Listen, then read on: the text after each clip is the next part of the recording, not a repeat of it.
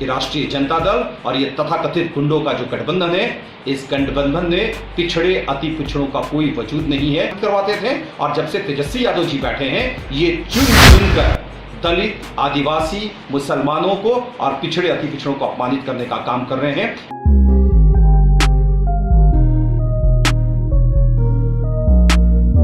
अब लगभग ये स्पष्ट हो गया है कि महागठबंधन से एक और दल बाहर हो गया है, यानी मुकेश सहनी ने भी तेजस्वी यादव का साथ छोड़ दिया है। साथ छोड़ने तक तो ठीक है, लेकिन जो आरोप उन्होंने लगाए हैं, उन आरोपों को देखते हुए बाकी दलों को भी चिंता बढ़ जाएगी। वहीं जो पहले से ही महागठबंधन और तेजस्वी यादव का साथ छोड़ चुके हैं, उनके मन में भी ये बातें अब आ रही हैं कि कहीं ना कहीं वो बातें जो बोलकर वो महागठबंधन से बाहर हुए थे, वो भी सत्य होती नजर आ रही हैं। उपेंद्र कुशवाहा हो या जीतन राम मांझी, इन सभी ने तेजस्वी यादव पर अलग अलग आरोप लगाते हुए महागठबंधन से एग्जिट किया था। अब जीतन राम मांझी की पार्टी के उनके प्रवक्ता दानिश इजवान ने इस पूरे वाकये पर अपनी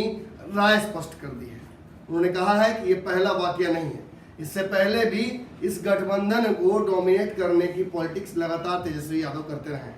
कहीं ना कहीं उनका एजेंडा ही लगता है कि वो महागठबंधन को कमजोर करना चाहते हैं। खास बात यह है कि एक दलित और पिछड़े समाज के व्यक्ति को इस तरह से जलील करना, प्रेस कॉन्फ्रेंस में बुलाकर उसकी बात न रखना, उसे ये एहसास कराना कि वो पिछले पायदान में बैठा हुआ है, ये पहली बार नहीं हो रहा है।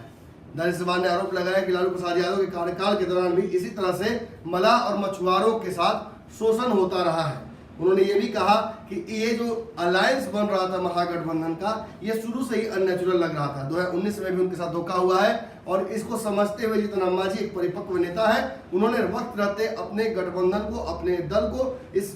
विलय से, इस बड़े कहीं ना कहीं मकर जाल से बचा लिया और आगे चल के धीरे धीरे ये बातें समझ में आई। बाद में उपेंद्र कुशवाहा को समझ में आया और अब कहीं ना कहीं काफी देर से ही समझ में आया, लेकिन खुद मुकेश सहनी भी ये बात कह रहे हैं कि पीठ में खंजर भोंकने में कोई कमी नहीं छोड़ी तेजस्वी यादव ने। यानी सीधे तौर पर अब इसे इस तरह भी देखा जा रहा है कि जब जीतन राम मांझी सामने से ही ये बातें कर रहे हैं, इससे पहले जदयू के प्रवक्ता जो निषाद समाज से ही आते हैं, अरविंद निषाद, उन्होंने भी कहा था कि ये जो बेइज्जती है पूरे समाज की है, ये केवल एक व्यक्ति और एक मुकेश सहनी की ही नहीं है, बल्कि ये पूरे निषाद समाज की बेइज्जती है और इसका जो बदला जो है, इसका जो जवाब है, वो पूरा समाज लेगा। और कहीं ना कहीं तेजस्वी यादव को जो सपना वो देख रहे हैं कि मुख्यमंत्री की कुर्सी पर पहुंचेंगे, वो अब संभव नहीं होगा। कहीं ना कहीं कांग्रेस को भी आड़े हाथों लेते हुए उन्होंने कहा है कि कांग्रेस भी इन परिस्थितियों को देखते हुए काफी चुप रह जाती है और इससे लगता है कि कांग्रेस बिहार में राजद की पिछलगू यानी बी टीम बनकर काम कर रही है। अब देखना यह होगा कि ये जो कहीं ना कहीं एक राजनीति पर राजनीति हुई है, इसका क्या परिपाटी कल तक खुलता है।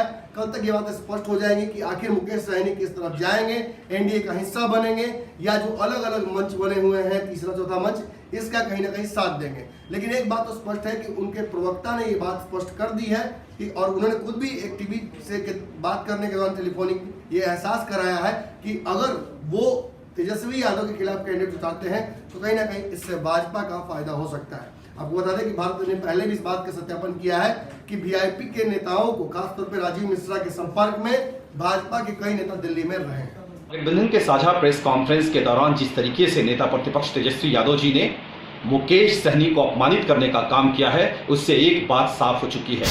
कि राष्ट्रीय जनता दल और ये तथाकथित गुंडों का जो गठबंधन है, इस गठबंधन में पिछड़े अति पिछड़ों का कोई वजूद नहीं है। ये सिर्फ और सिर्फ अपमानित करने का उन्हें काम करते हैं और ये कोई पहला मौका नहीं है। लालू प्रसाद यादव जी का जब शासनकाल था तो वो दलित और आदिवासियों को अपमानित करवाते थे और जब से तेजस्वी यादव जी बैठे हैं, ये चुन चुन कर दलित, आदिवासी, मुसलमानों को और पिछड़े अति पिछड़ों को अपमानित करने का काम कर रहे हैं। मुझे लगता है कि महागठबंधन के नेताओं को इसके लिए माफी मांगनी चाहिए और इस घटना से कहीं ना कहीं से पूरा का पूरा बिहार शर्मसार हुआ है, मल्लाह समाज शर्मसार हुआ है और इसका आने वाले वक्त में खामियाजा भुगतना पड़ेगा।